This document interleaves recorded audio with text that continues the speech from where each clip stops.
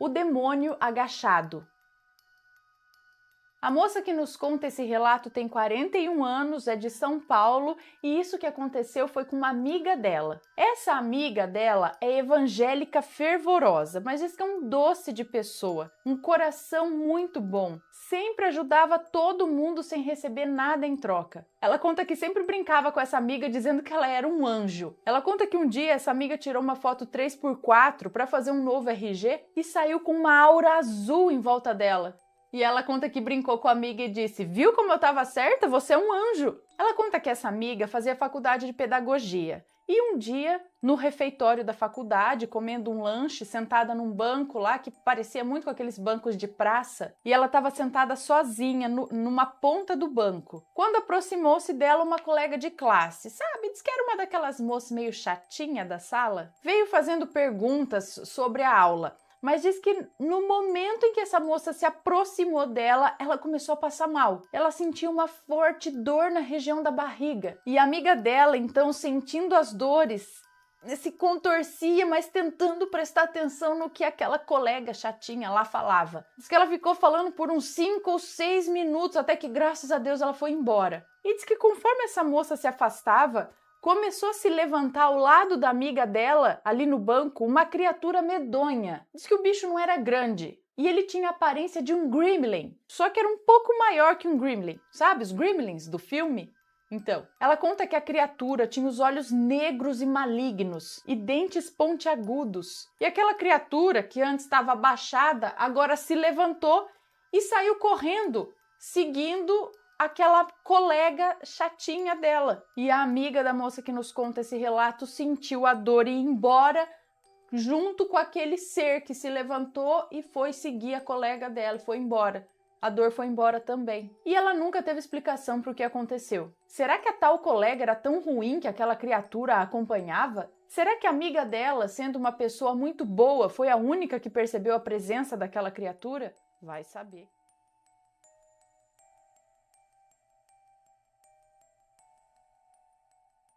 A macumba da ex, vamos lá, ela pediu, vamos ler. A macumba da ex. Boa noite, Ana. A história que eu vou te contar hoje não aconteceu comigo, e sim com uma amiga minha que vou chamar de Ruth. Todos os nomes estão trocados. No dia do meu casamento, mas é do seu mesmo? Tá, acho que é do seu. Tá, no dia do meu casamento, em 15 de março de 2003...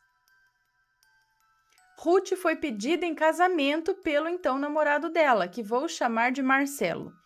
Quando voltei da lua de mel, eu fiquei sabendo que eles já haviam até marcado a data do casamento e que seria em 3 meses.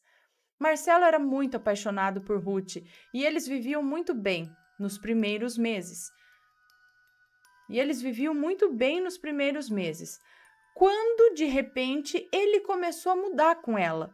Começou a tratá-la mal, pedia para ela fritar ovo para ele, por exemplo, e depois jogava o prato no chão. Ah, você vai ver onde vai voar esse prato. Enfim. Eu trabalhava com uma moça que frequentava um centro que não sei se era de Umbanda ou de Candomblé, não sei. E eu cheguei a comentar com ela do caso dessa minha amiga, que era tudo muito estranho. E ela falou para levá-la no centro, no qual o espírito chamava seu tiriri. Nessas alturas, a minha amiga já estava de volta à casa dos pais. Nessas alturas, a minha amiga já estava de volta à casa dos pais e proibida de entrar na casa deles. Proibida de entrar na casa deles? Como assim? Na casa dele? Bom, comentei com ela sobre o centro, que ficava um pouco longe, uns 50 minutos a 1 hora de carro. Convenci o meu marido a levarmos ela lá, já que ela morre de... Convenci o meu marido a nos levar lá, já que ele morre de medo dessas coisas, mas ele concordou e fomos num domingo de manhã. Eu, meu marido, a Ruth e o pai dela. Ana, o carro quase não chegava lá. Ele engasgava, morria, parecia estar sem forças. Uma coisa muito estranha. Quando chegamos lá, a minha amiga já nos esperava, e então o rapaz que iria receber o guia do seu tiriri também chegou. Era um cômodo bem pequeno, em que ele se posicionou ao meio, fez suas orações e incorporou.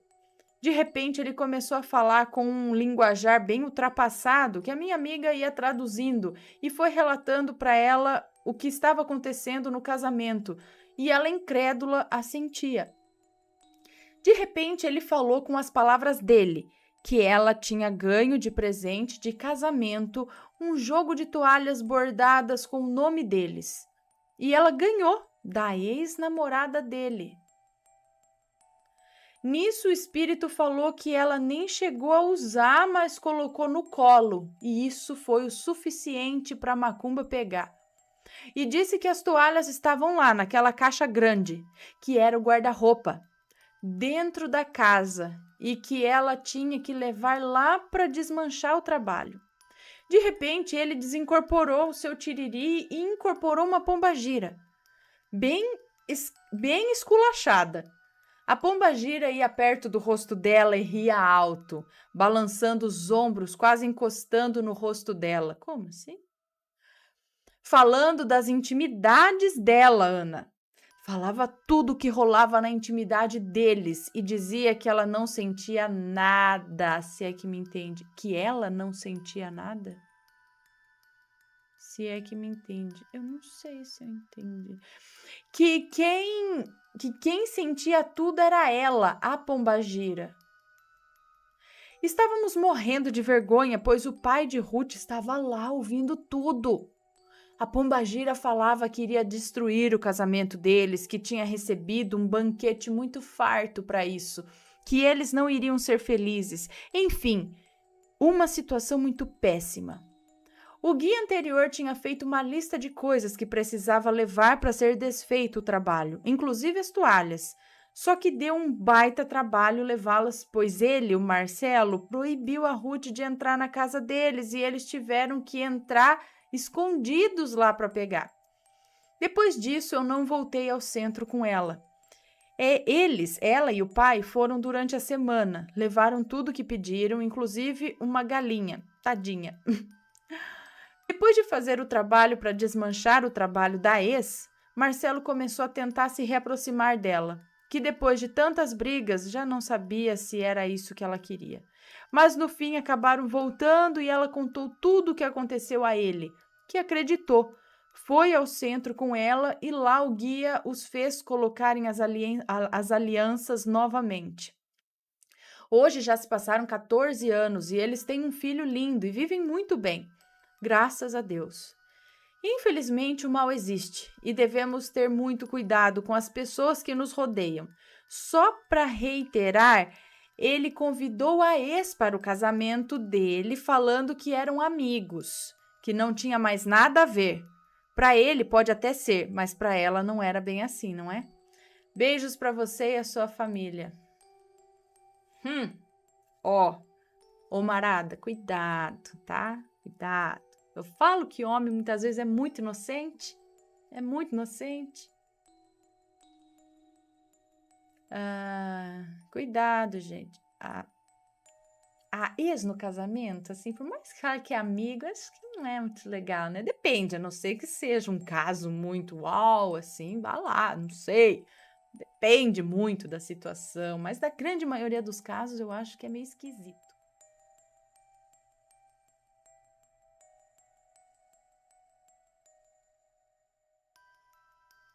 A maledite verde de inveja. Olha, verde de inveja. Vamos lá. Olá, Ana Paula, Matheus e todos os assombrados do canal. Muito prazer, meu nome é Fulana. Aqui já sei que serei chamada de Fulana. Quem me pede insistentemente para contar-lhes essa história é o meu filho, fã assíduo do canal. Desde que eu falei para ele dessa história, ele pede para eu mandar, já que ele sempre quis ter um relato na sua voz. Mas, felizmente, o nosso santo é dos bons e o sobrenatural não faz parte da nossa rotina. Você que pensa, porque não só de coisas ruins vive o sobrenatural, ok? Então, muita coisinha que acontece assim, você fala, uau, é que a gente não percebe. Mas continuando. Pode ler tranquila, todos os nomes estão trocados, tudo certinho, dentro das regras do canal. Muito obrigada. Bom, eu nasci em uma família muito pobre. Pobre do tipo que às vezes tudo que tínhamos para comer era uma porção de farinha com água. Apesar da nossa humildade, minha mãe sempre me incentivou a estudar para que conseguíssemos um futuro melhor, mesmo que para isso ela tivesse que trabalhar dobrado. Minha mãe também sempre ensinou a mim e aos meus irmãos a sermos bons, independente de qualquer coisa. Para ela, os valores cristãos de oferecer a outra face e os valores de tratar crueldade com gentileza deveria sempre prevalecer, apesar das injustiças do mundo. Ela foi a mulher mais bondosa que eu já conheci e a minha maior inspiração. Ela me dizia: não importa se o pão à mesa já é a metade, sempre dá para dividir mais uma vez com quem precisa. Isso sempre moldou o meu caráter. Venho de uma cidade de interior, ou seja, era comum que os bares ou pequenas vendinhas fossem abertas e os donos ficassem dentro de casa. Então, roubar um chiclete, uma maçã, roubar um chiclete, uma maçã ou qualquer coisa seria muito fácil. Mas eu jamais o fiz, pois sempre fui ensinada a ser honesta. O tempo foi passando e, mesmo com bastante dificuldade e esforço, eu consegui me formar em uma faculdade de pedagogia e até os dias de hoje eu sou professora.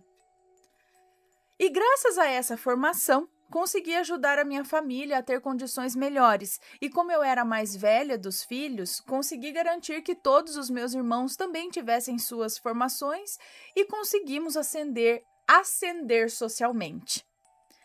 Infelizmente, a minha mãe não viveu o suficiente para ver todos os seus filhos formados. Ela foi vítima de um câncer muito jovem, este que só foi descoberto quando já estava em estado terminal e ela acabou falecendo. Meu pai, entre aspas porque não gosto de usar esse termo, eu prefiro de progenitor. Ele decidiu que ter família não era para ele, depois que o nosso irmão caçula nasceu e foi embora. Então, ele decidiu que família não era para ele depois que o nosso irmão caçula nasceu e ele foi embora, acredito. Eu digo tudo isso para contextualizar os acontecimentos a seguir. Bom, tudo começou quando eu entrei na escola em que eu trabalho até hoje. Quando eu entrei, substituí a Maledite e me tornei a novata da escola. E como era minha primeira vez sendo professora, é normal que eu recebesse algum tipo de atenção especial das mais velhas, me orientando, me ajudando. Não é nada incomum, não é?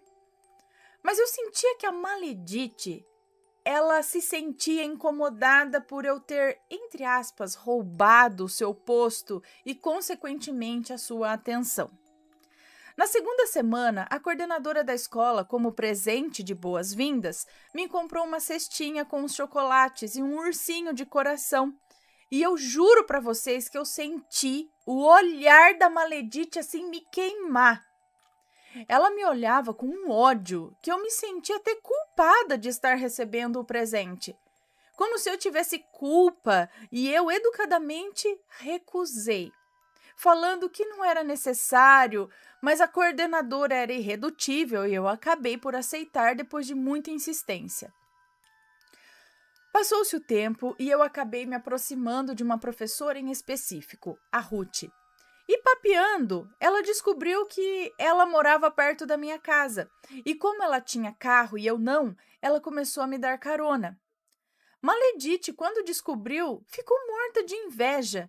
As moças da limpeza já me contaram que ela se sentia perseguida, pois trabalhava lá fazia muito tempo e nunca recebeu uma carona. Enquanto eu estava há pouquíssimo tempo e já estava fazendo a Ruth de chofer. Em outro momento, as professoras marcaram de fazer um café, onde cada uma levaria um prato. Eu, como era novata nesse tipo de evento, acabei me excedendo e levei biscoitos, 2 caixinhas de suco e mandei fazer um bolo de chocolate.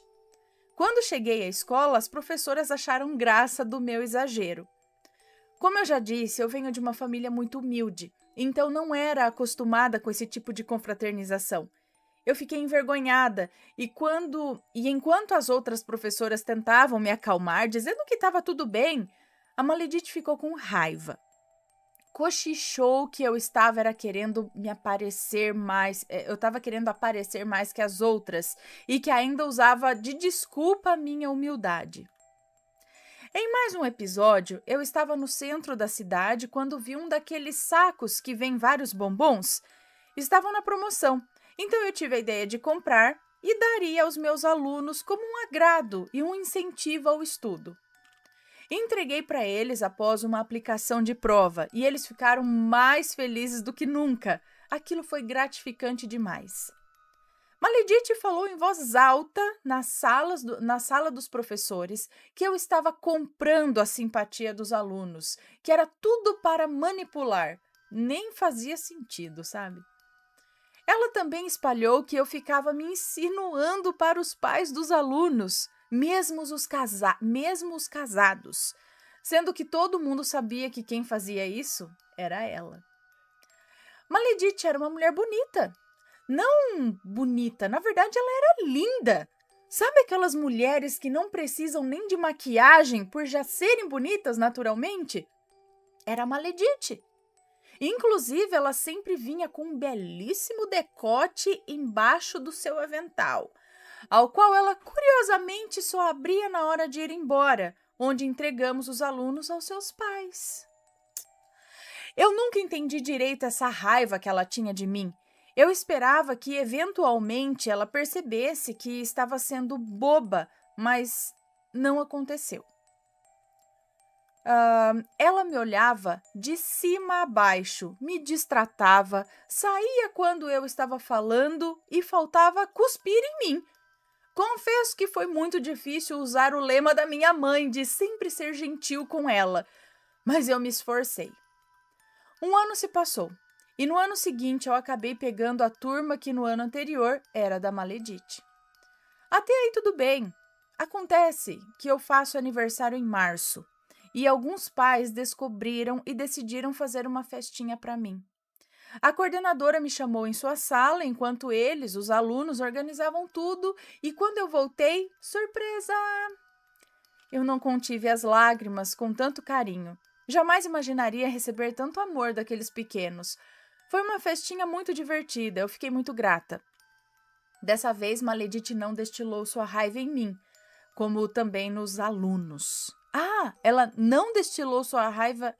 não só destilou, acho que sua raiva em mim, como também nos alunos, pois ela trabalhou um ano inteiro com eles e nunca recebia um doce sequer, enquanto eu trabalhei menos de 2 meses com aquela turma e já estava recebendo carinho, como se os alunos tivessem obrigação de fazer algo para alguém, né? A Maledite, nesse dia, me humilhou muito, na frente dos alunos. Ela invadiu a minha sala e brigou com eles e comigo. Eu não sei nem como ela teve coragem. Nesse dia, eu cheguei em casa e chorei muito. Chorei até dormir. Nessa noite, eu tive um sonho. Nesse sonho, uma mulher muito doce me acompanhava pelas memórias que eu já narrei por aqui. O interessante é que eu via tudo em terceira pessoa. Inclusive, eu me via nessas situações. Quando eu fui apresentada como nova professora e a Maledite me encarou, a mão dela começou a ficar verde. Depois, na situação que eu recebi o presente da coordenadora, eu vi no pescoço dela surgir uma enorme mancha verde. Isso no sonho, onde aquela mulher mostrava situações e aí nas situações que a Maledite ficava com raiva, ela ia ficando verde, é isso?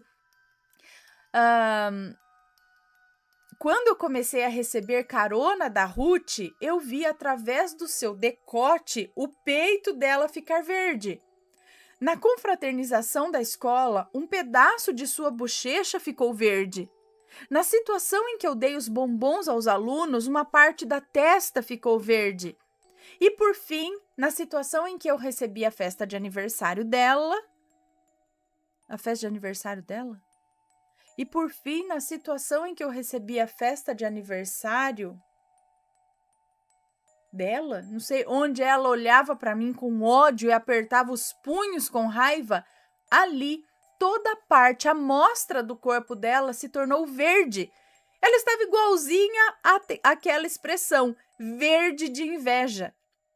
Após isso, a moça do sonho me disse assim: menina, em breve ela lhe dará algo de comer. Não coma, será sua ruína. Enquanto ela falava isso, estávamos em uma cozinha, onde uma maledite verde fazia uma mistura em uma tigela onde havia lixo, cacos de vidro, cigarros, etc. Enfim, eu acordei, cansada, e no dia seguinte, eu acordei, cansada, e no dia seguinte, na escola, a maledite me entregou uma tigela com bolo, onde ela disse ter feito especialmente para mim e que era para a gente fazer as pazes. Eu aceitei as pazes, mas não comi. Fiquei dando desculpas para cada investida em que ela pedia para eu comer, dizendo que eu comeria em casa. Lembro até hoje, na hora de ir embora, ela me dando um sorriso e falando: não esquece de me dizer o que achou do bolo, hein, fulana? Assim que eu cheguei em casa, joguei o bolo fora. Eu ia desmanchando ele e jogando no lixo, enquanto desejava que todo o mal que ela me desejou voltasse para ela. Diferente do sonho, ele se parecia um bolo comum, né? Sem nenhum apetrecho estranho dentro. Bom, no dia seguinte, na escola, eu falei para a maledite que estava uma delícia e que até tinha dividido com o meu marido. E ela me deu um sorriso enorme, como se tivesse ficado mais alegre do que nunca por ele também ter comido, sabe? Lembro que esse dia era uma sexta-feira, pois eu passei o final de semana enjoada e vomitando. Fui para a escola meio abatida e até percebi o olhar curioso da maledite. Quando eu comentei com a Ruth na sala dos professores que eu vomitei o final de semana inteiro, mesmo estando de costas, pegando café, dava para ver o sorrisinho de orelha a orelha da maledite, que virou para mim na maior cara de pau e falou que tudo ia ficar bem. Mas o que ela pensou ser fruto de sua maldade era, na verdade, uma bênção. Eu estava enjoada, não por causa de trabalhos de magia negra. Eu descobri pouco tempo depois que eu estava grávida do meu menino. Enquanto a minha vida continuava normal, a da maledite parecia estar dando super certo. Ela começou a aparecer com joias, com roupas caras, roupas de marca. Ela ia sempre embora com um carro preto luxuoso, com motorista. A mulher estava podendo. Apareceu do nada com um anel de diamante e estava noiva de um rapaz riquíssimo. Convidou todas as professoras para o casamento, inclusive eu. E eu senti que ela me convidou só para esfregar na minha cara o luxo. Foi de longe a festa mais luxuosa que eu fui na minha vida. Tudo que podia ter, tinha. Maledite estava deslumbrante naquele vestido de noiva e eu fiquei muito feliz por ela.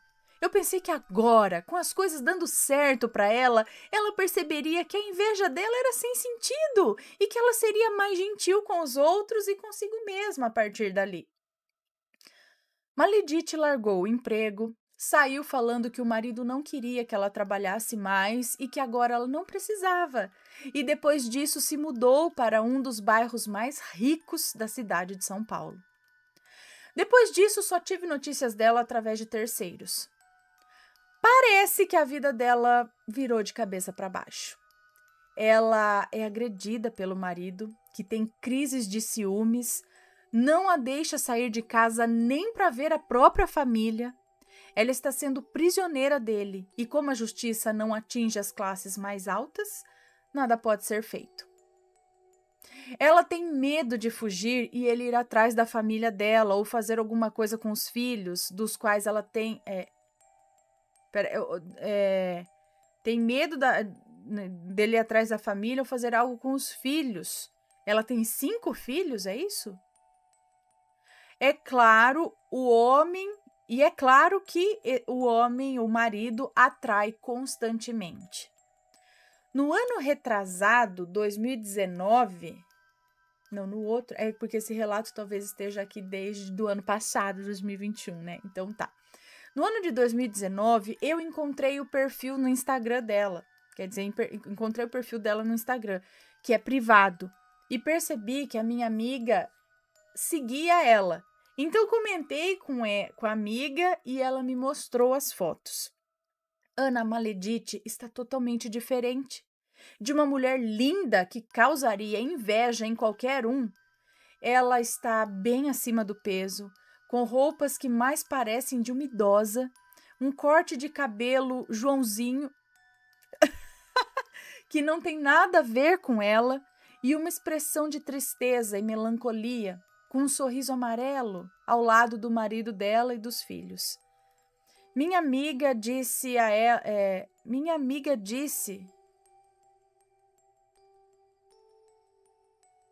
acho que minha amiga me disse que ela está daquele jeito por culpa do marido, já que ele é ciumento e não quer que ela fique bonita para os outros homens olharem para ela. Ela não quer que ela fique bonita para os outros homens não olharem para ela. E que mesmo assim ele trai ela. Ela está com uma vida horrível. Olha, eu me sinto mal desde então de ter desejado que tudo voltasse para ela. Não é algo que a minha mãe faria. E eu me sinto culpada. Talvez se eu não tivesse desejado com tanto ódio, ela não estivesse em uma situação tão precária. Eu sempre penso, o que a minha mãe faria? E com certeza desejar o mal de volta não é uma opção. Eu sinto que eu falhei com ela. Isso me causa uma tristeza e um vazio imenso. Mas eu ainda persisto, porque ainda acredito que mereço perdão. Todos merecemos. Muito obrigada pela atenção e Deus abençoe vocês. Um beijo para você, muito obrigada. Isso é lei do retorno, não é porque você desejou ou não desejou, não. É porque se ela mexeu com alguma coisa ali na comida, se ela pediu... A gente vê aqui nos relatos que acaba que tudo volta. Não foi só a sua intenção de que aquilo voltasse. Aquilo provavelmente voltaria até porque você descobriu algum espírito elevado, algum protetor seu, aquela mulher, te mostrou em sonho que ela estava fazendo algo ruim ali para você. Então, ali você descobriu e ali eu acho que já começou a voltar para ele. Vá saber também se ela já não fez amarração para esse cara aí. O cara é rico, cresceu o zoião lá no din-din do homem, e porque é bem aqueles lances de amarração, né? Aí quis, catou, o começo foi um luxo só, maravilhoso, e aí depois é essa situação. Ele trai, ele agride, não consegue deixar que ela vá, porque estão amarrados. Mas, no fundo, ele não ama ela e não entende por que tem que ficar com ela e acaba gerando uma raiva dela, sem entender por quê, e aí rola toda essa merda, não é?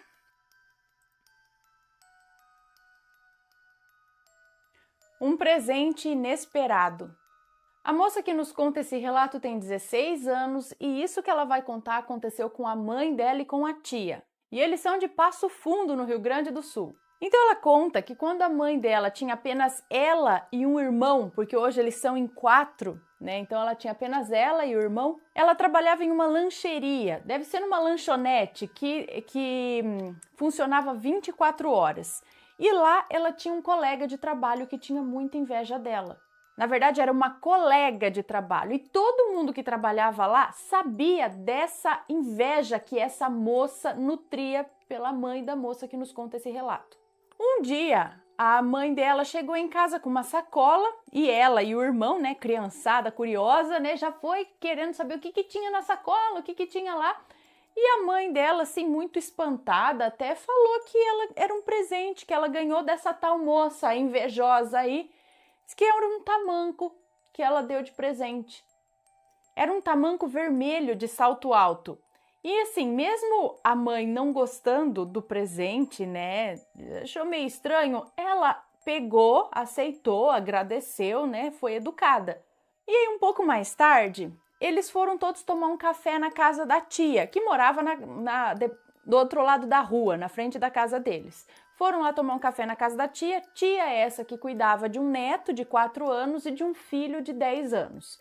E aí a mãe dela levou esse tamanco que ela não tinha gostado e perguntou se a irmã dela, né, a tia, queria ficar com ele. E ela aceitou. E depois de muitas brincadeiras, né, e piadas aí dos mais velhos e uma zoeira por causa do presente da invejosa, eles foram embora para casa, né, afinal já estava ficando tarde. Quando foi no dia seguinte, essa tia foi na casa deles. E a mãe dela percebeu que a tia estava muito assustada. E quando questionada sobre o que tinha acontecido, ela contou algo que fez todo mundo estremecer. Ela disse que naquela noite anterior, né, no dia anterior, o dia que ela ganhou o tamanco, ela foi dormir cedo, como todas as noites, e quando foi por volta das 3 horas da manhã, ela acordou com alguma coisa pequena, um ser pequeno pulando nas costas dela. Mas ela não estranhou de imediato, porque a neta dela, né, a neta de 4 anos, dormia com ela. E quando queria ir no banheiro de madrugada, às vezes fazia isso, né, para chamar. Só que quando a tia se virou, ela sentiu que 2 mãos grudaram no pescoço dela e começaram a sufocá-la. E aí ela abriu os olhos e viu ali em cima dela uma sombra escura e disforme. Era muito escura, era mais escura do que o próprio escuro. E aí ela não conseguiu mais se mexer também. E a primeira coisa que veio na cabeça dela para tentar se livrar daquilo foi rezar. E em pensamento ela começou a pedir ajuda divina, dizendo: Deus é mais poderoso, Ele vai me ajudar. E foi aí que ela sentiu aquelas mãos soltarem o pescoço dela e sumir, ir embora, né? Mas ninguém precisa dizer aqui que ela não conseguiu mais dormir o resto da noite, né? Quando a tia terminou de contar isso, a mãe dela percebeu que ela precisava de ajuda. Então, quando foi à noite, todo mundo ali foi na igreja. Foi numa igreja lá. Numa igreja perto da casa delas. E lá foi revelado à tia da moça que nos conta esse relato que ela ganhou um presente. Só que nesse presente tinham feito um trabalho. Foi uma mulher que fez esse trabalho nesse presente. E não foi só isso, na revelação também disse que esse trabalho feito no presente não era para a tia, mas sim para quem havia lhe dado o presente. Foi aí que a mãe dela se lembrou do bendito tamanco e elas foram aconselhadas a se livrar desse presente, entre aspas. E foi o que fizeram no dia seguinte, foram lá tacar fogo no tamanco, que por sinal diz que demorou bastante para pegar fogo. Depois da folga, a mãe dela voltou a trabalhar. Quando a invejosa a viu, a mãe dela notou um espanto da invejosa. Tipo, a invejosa ficou espantada quando viu a mãe dela lá trabalhando. E aí a mãe dela foi perguntar pra tal da invejosa lá, por que o espanto? O que aconteceu? Por que ela estava cheia de ódio, cheia de raiva e rabugenteando aí pelos cantos? E aí ela só virou para a mãe dela e falou: você não deveria estar aqui. E depois desse confronto, a moça nunca mais apareceu na lanchonete. Nem voltou a trabalhar mais. E diz que até hoje a tia dela conta esse relato sempre que tem visita em casa. E a mãe e a tia sempre contam essas coisas sobrenaturais que aconteceram na vida delas quando elas eram mais novas. E esse caso é o mais recente deles. Algo desconhecido na estrada. O moço que nos conta esse relato tem 16 anos e diz que isso não aconteceu com ele, e sim com o falecido pai dele. E ele já deixa claro aqui que o pai dele era um homem bem sério. Então ele acredita que essa história que o pai contou seja realmente verídica. Aconteceu em Rondônia, mais especificamente na estrada que liga a cidade de Jaru e Vale do Anari. E ele conta que eles moravam em Jaru quando isso aconteceu com o pai dele. Ele conta que o pai dele era mecânico e dono de uma oficina de veículos em geral, desde carro até caminhão. E ele contou que em uma madrugada ligaram para ele e ajudar a desatolar um caminhão de leite que tinha atolado lá no meio da estrada. E ele tinha que ir o mais rápido possível para o leite não azedar. Para atrapalhar a situação, tinha chovido muito e a estrada não era asfaltada. E ele também não tinha um caminhão guincho, que era o adequado para aquela situação, né? Ele só tinha um Jeep Willys 4x4, mais conhecido como Rural. A única vantagem que ele tinha é que a chuva tinha passado e o céu estava aberto. Então, naquela madrugada, ele arrumou as ferramentas necessárias para aquela situação, ajustou o Jeep para tração nas 4 rodas e foi lá ajudar o cliente.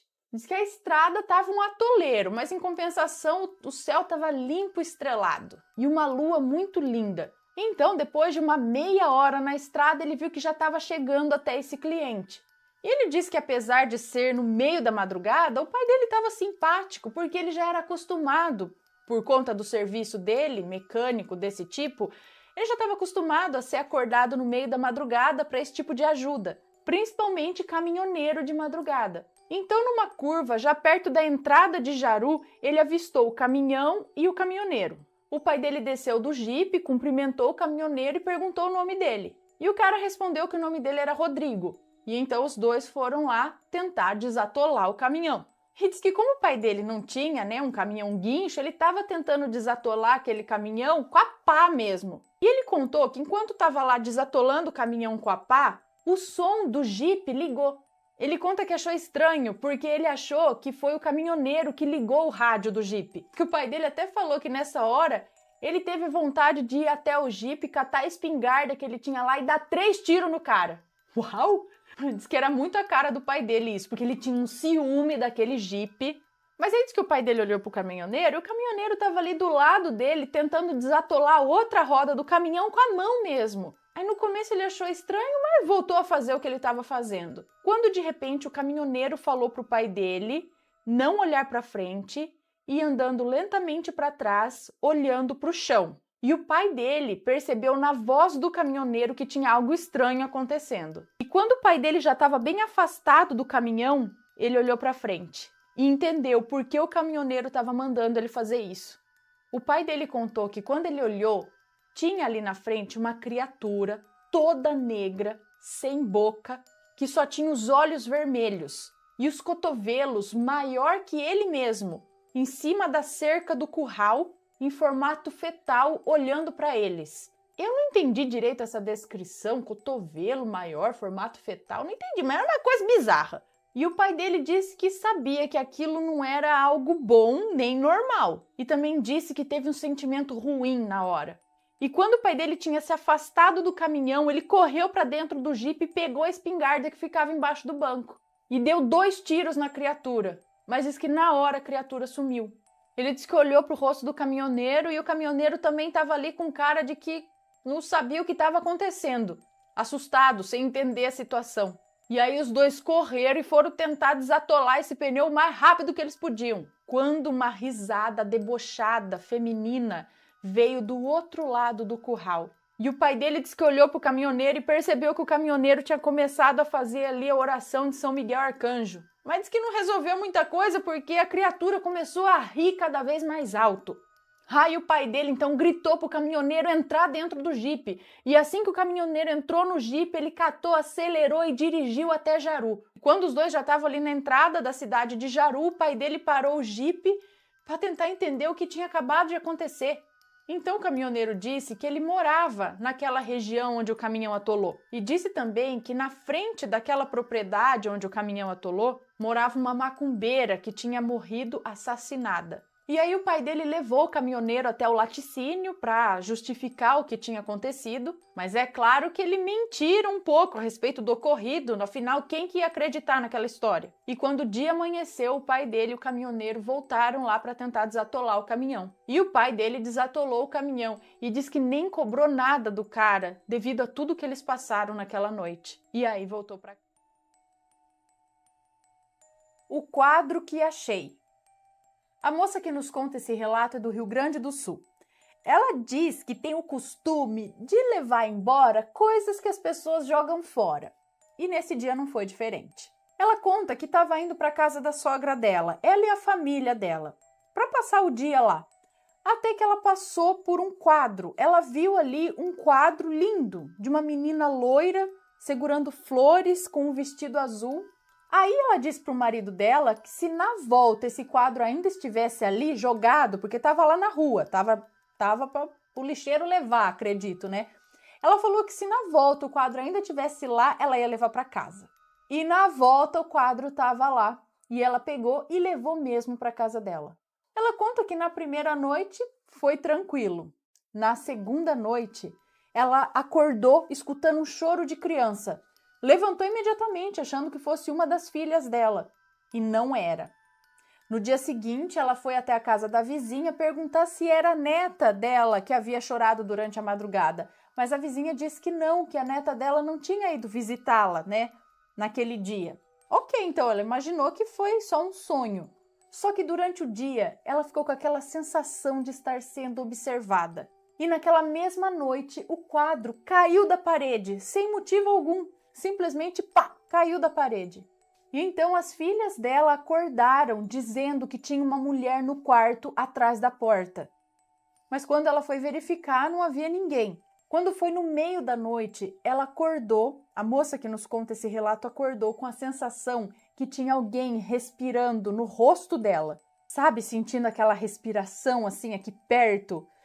E aí ela acordou, chamou o marido dela e pediu para ele dar uma verificada na casa, para ver se tinha alguém lá. E quando ele desceu as escadas para verificar se havia alguém na casa, só se deparou com o silêncio. Não havia nada, não havia ninguém, apenas o quadro pendurado na sala. Bom, amanheceu e lá foi ela fazer os seus afazeres rotineiros, quando, de repente, o vidro da porta quebrou inteiro, estourou o vidro da porta da casa dela inteiro, e no momento em que o vidro quebrou, o quadro caiu da parede novamente. Ela conta que a essa altura ela já nem dormia mais direito, até que a noite chegou e com ela o pior. Ela conta que estava assistindo relatos sobre a desgraça. Nesse momento, a chave de luz, a chave de força, caiu, ou seja, acabou a energia da casa. Ficou tudo escuro. Ela diz que o coração dela parou e diz que quando ela se levantou para religar a chave de luz, nesse momento algo passou por ela no escuro, passou tão rápido que ela desistiu de ligar a chave de luz e correu para o quarto dela. E essa noite foi um silêncio mórbido. No dia seguinte, ela estava lavando roupas e sentiu a presença de alguém ao lado dela. Então ela se virou bruscamente e viu um vulto passando por trás dela e diz que o marido dela também viu. Acontece que decidiram jogar aquele quadro fora e chamar um pastor para orar na casa. E no momento da oração, o pastor disse a ela que ela tinha se livrado de algo que traria ali uma tragédia grande, traria um banho de sangue. E quando o pastor estava terminando a oração, ela diz que sentia alguma coisa com uma respiração muito ofegante, alguma coisa respirando com raiva, assim, no ouvido dela. E então Deus mostrou ao pastor aquele vulto. Nesse momento, o pastor arregalou os olhos e disse: "Repreendo esse demônio que quer destruir essa família." E depois da oração, tudo voltou ao normal. E ela perguntou para o pastor o que foi que ele viu, por que ele se assustou daquele jeito. E ele disse que viu algo negro muito grande atrás dela. E aquilo tinha um ódio, tinha uma expressão de raiva, uma expressão demoníaca. E então o pastor abençoou a casa e abençoou os moradores, eles ali, e tudo voltou ao normal, tudo ficou bem. E o que ela tirou de lição disso? Não se leva para dentro de casa aquilo que a gente não sabe a origem.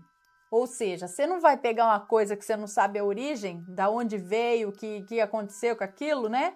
E pôr dentro da sua casa. Agora eu fico pensando aqui, meu Deus, eu comprei umas coisas assim num brechó, que é as coisas que eu não sei a origem, não sei a procedência. Espero que não tenha vindo com fantasmas.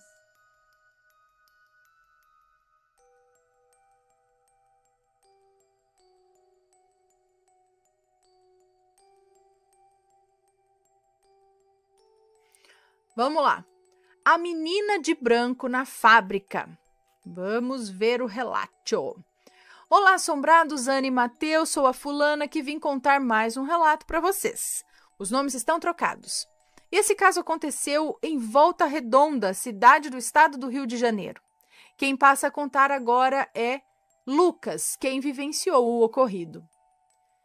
Então agora é esse Lucas, entre aspas, né, nomes trocados, quem está contando a história.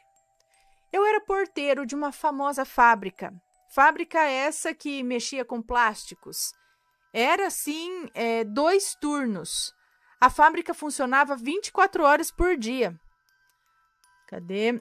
E eu comecei com o turno da manhã, que era das 6 da manhã até as 5 da tarde. Fiquei nesse turno por 8 meses e nesse tempo tudo foi muito bem para mim. Depois desses 8 meses, eu passei para o turno noturno. Eu pegava às 5 da tarde e largava às 6 da manhã. Passou 2 semanas, tudo de boa. Só que eu, por ser um pouco sensitivo, senti a energia daquele lugar. Eu vou tentar descrever o que eu sentia. O lugar era muito gelado. Os funcionários pareciam que já chegavam esgotados de casa. E toda semana tinha briga. Entre as mulheres da produção ou com os homens que faziam as entregas. Eram brigas sem sentido nenhum. Quando passou um mês que eu já estava trabalhando à noite, o outro porteiro do dia, que já era um senhor, veio até mim me perguntar se estava tudo bem. Eu disse que sim. E ele ainda ficou me olhando, querendo saber mais alguma coisa, sabe? Bom, passou. Era dia 10 de setembro e eu me lembro bem da data porque era aniversário da minha mãe. Já eram umas 4 horas da tarde. O meu serviço de porteiro era ficar em uma antessala, observando todas as câmeras, pois à noite funcionavam 3 setores, cada setor trabalhava 20 funcionários. Mas voltando às câmeras aqui, eu estava lá tomando um café, quando eu olho para a câmera da cozinha e vejo uma menina correndo em volta das mesas. Na hora eu meio que travei. Eu sabia que filha de funcionários não podia ser. Então fiquei ainda por uns 5 minutos ali vendo a menina andando por aquela enorme cozinha.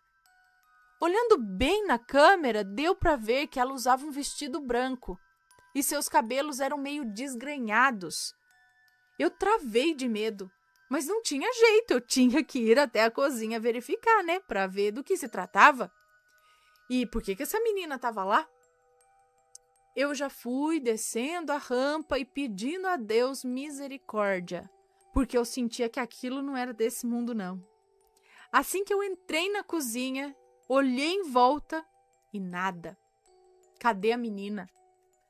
Quando eu escuto uma voz bem fininha, era assim: "Oi, moço, vem brincar comigo." Nem a pau, Juvenal. Conforme ela repetia isso, a voz dela, que antes era fina, foi ficando grossa e meio agressiva. Eu já estava naquele momento chamando tudo quanto era santo e me tremendo todo, quando eu sinto um cheiro horrível de carne podre e sentia que alguém corria ao meu redor. Eu tentava rezar, mas não saía oração nenhuma. E eu pensei, eu vou voltar para o meu posto. E fui voltando de costas para a porta de saída. Quando eu abro a porta, gente do céu, a menina estava de pé ali em frente à porta, me olhando como se eu devesse alguma coisa a ela. Aí eu olhei mais de perto, né, e vi que ela vestia realmente um vestido branco, tipo todo rendado, e seus cabelos eram bem pretos, e os seus olhos, gente, que horror, eram totalmente pretos. Ela me olhava com um olhar de ódio, e ela fedia a carne podre. Então, eu já todo borrado de medo, gritei assim: "Vai-te embora! Aqui não é seu lugar! Em nome de Jesus Cristo! E me deixa passar!" Depois dessas minhas palavras, ela deu uma gargalhada que parecia ser um homem rindo. E na minha frente, ela foi se desmanchando aos poucos, tipo em pequenas sombras que iam se espalhando no ar, e a menina sumiu. Eu já no meu posto rezei e fui contando as horas para o meu turno acabar. Quando deu meu horário, nem para trás eu olhei. Cheguei em casa, contei tudo para minha esposa e por volta das 2 da tarde eu voltei lá, já com a minha carteira em mãos. Contei ao dono e ele acreditou em mim. Aí ele me contou que ninguém parava lá de noite por causa dessa menina que assombra aquele lugar. Ele me pediu para ficar, ele quase implorou. E eu disse a ele: olha, seu Alberto, eu não sei a religião do senhor, mas procure ajuda o mais rápido possível, viu? Até mesmo por segurança dos seus funcionários aqui. E eu disse a ele: se não for alma penada, coisa boa não é. E lá ficou o seu Alberto parado, sem nenhuma reação. Estranho, né? Quanto ao porteiro do dia, já veio até mim, falando da tal menina que todos viam. E ele ainda me disse: ô, rapaz, você até que aguentou bem? Eu nem dei muita conversa, não.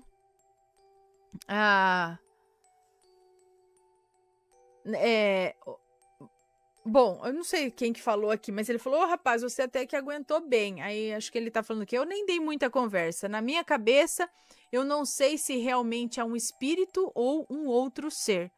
Mas eis a pergunta, né? Por que o dono da firma não fez nada a respeito até hoje? E nem procurou ajuda? Para mim, aquele homem sabe muito bem do que se trata. Eu só sei o que eu vi e não tenho razões para mentir. E vai saber, né? Por que aquele espírito vaga naquela fábrica? Ainda mais em forma de uma criança? Deus me livre. Se eu fosse o dono, eu já tinha resolvido. Mas vai saber. Se ele já não sabe, não é mesmo? Enfim, um mistério que me marcou muito. Obrigado e que Deus abençoe. Obrigada e que Deus abençoe. Beijos, fulana. Um beijo para você, muito obrigada. Mas como assim? Ele já sabe, não quer fazer nada a respeito? Por quê? O que será?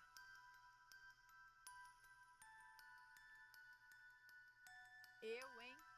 Deixa eu dar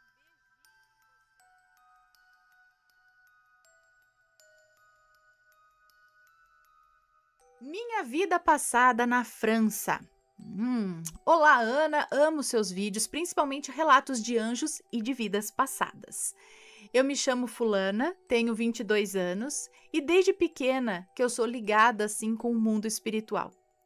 Em 2017, quando eu tinha 17 anos, enquanto eu estava meditando, nessa época ainda não sabia muito bem meditar, eu tive uma visão.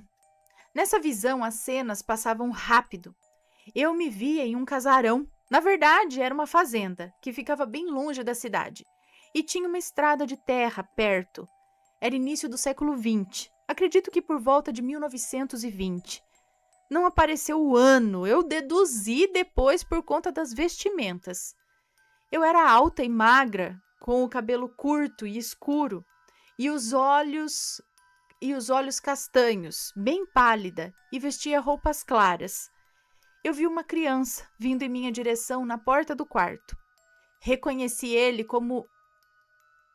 Eu reconheci essa criança como minha mãe nessa vida atual. Ele estava triste, não queria que eu fosse embora de casa, e ele era o meu irmão. Ele me olhava com os olhos marejados. E depois eu vi outra cena. Eu vi um homem, por volta de uns 50 anos, e ele era o meu pai. E eu o reconheci como meu pai nessa vida atual mesmo. Ele era amargurado, desde que minha mãe morrera. Ele perdeu o brilho nos olhos. Ele me dizia que eu tinha que me casar logo e dizia que não ia permitir que eu ficasse com um rapaz pobre, eu acho. Ele estava muito bravo comigo. Ele bebia alguma bebida alcoólica enquanto falava comigo. Ele dizia que eu precisava casar. Ele dizia que eu precisava casar o Teodolfo, que era viciado em cassino. mais velho que eu, ou eu precisava me casar com o Teodolfo, que era viciado em cassino, mais velho que eu e bem mais rico, para salvar a família da pobreza, pois o meu pai devia muito dinheiro e estava prestes a perder a fazenda. Mas eu não queria casar com ele, eu não o amava. Eu amava o rapaz italiano que trabalhava na fazenda. O conhecia desde pequena, quando ele e os pais imigraram para a França em busca de uma vida melhor.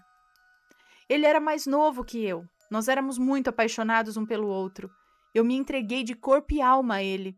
Mas ao mesmo tempo que o amava, eu não aceitava que ele era. Mas ao mesmo tempo que o amava, não aceitava que ele era pobre. Eu preferia uma vida com fartura e uma vida cômoda. E acabei engravidando, e ele não soube. Ele terminou comigo, pois o meu pai tentou de todas as maneiras nos separar, até que conseguiu. O Teodolfo disse que se eu me casasse com ele, ele assumiria aquela criança. Então decidi me casar com ele. Mas eu vivi infeliz. E mesmo com todo o dinheiro que ele podia me proporcionar, a criança nasceu, mas eu não vi mais nada depois disso, na minha meditação, na visão. Bom, eu não vi mais nada e me despertei. Eu não acreditei muito no que vi. Achei que foi um sonho ou só minha imaginação.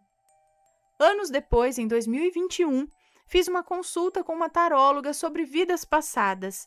E ela me contou que tinha um homem que eu amei muito, e ele a mim, e havia muita paixão entre nós. Ela disse que ele era pobre e mais novo que eu, e eu era de uma posição econômica melhor. Eu vinha de uma família rica, e havia outro homem, um homem rico e mais velho que eu. Mas eu não o amava. Porém, acabei me casando com esse homem e fui infeliz. Na hora em que ela me disse isso, eu me lembrei da visão que eu tive anos atrás e fiquei em choque, pois era algo que eu não acreditava muito, pois sou uma pessoa muito racional. Mesmo eu acreditando em coisas, mesmo eu acredito, oh meu Deus, mesmo eu acreditando em coisas espirituais, eu sou uma pessoa muito racional. Quando eu era pequena, eu via muitas coisas, inclusive dá para escrever aqui outros relatos. Enfim, ainda era difícil para mim, para eu acreditar nisso. Mas é isso. Gratidão pela atenção e beijos. Então ela viu, isso aí se passou na França. Ela teve toda essa revelação aí de uma vida passada que ocorreu então na França, que ela gostava do imigrante italiano e tal. Que legal, interessante essa coisa de vida passada. Eu sempre falo, eu morro de curiosidade, mas às vezes isso pode atrapalhar também. Pode ajudar muito e pode atrapalhar também. Está gostando dos relatos no Reverso Assombrado? Então não se esqueça de deixar o seu like. E é claro, se ainda não for inscrito, se inscreva.